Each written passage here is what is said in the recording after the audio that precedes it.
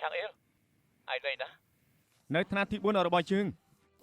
សម្រាប់ឈុំមាននេះអ្នកមកជំនួសឲ្យគ្រូលីរបស់បងប្អូនគឺជាលោកគ្រូថ្មីដ៏ពូកែម្នាក់នេះណាហេតុអីក៏ទៅបងប្អូននៅឆ្ងាយពីគ្នាម្ល៉េះទោះលោកគ្រូអាចកម្ចាត់ Henry River បានក៏ស្អែកឡើងវានឹងដូចដើមអ្នកអាល់អិតឈប់ផ្លោះរបងទៅអើយសិស្សទាំងអស់គ្នាឆាប់ចូលតាមកៅអីវិញទៅលោកគ្រូខ្ញុំចង់បដូរកន្លែងអង្គុយបងប្អូនត្រូវអង្គុយតាមតុបែបនេះពេញមួយឆមាសត្រូវដឹងជាមុនសិនថាពួកបងប្អូនម្នាក់គឺជាមនុស្សបែបណាបងប្អូនត្រូវរកឲ្យឃើញសិនត្រូវពេញចិត្តនឹងវាដើម្បីឲ្យពិភពលោកប្រៀបដូចជាឥន្ទនូ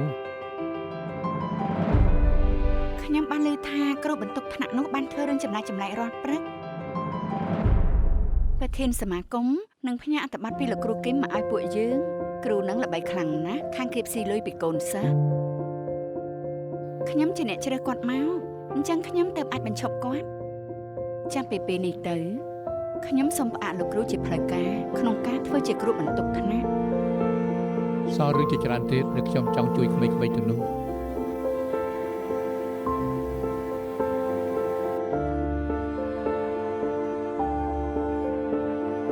អញ្ចឹងយើងលាគ្នាជាលើកចុងក្រោយទៅ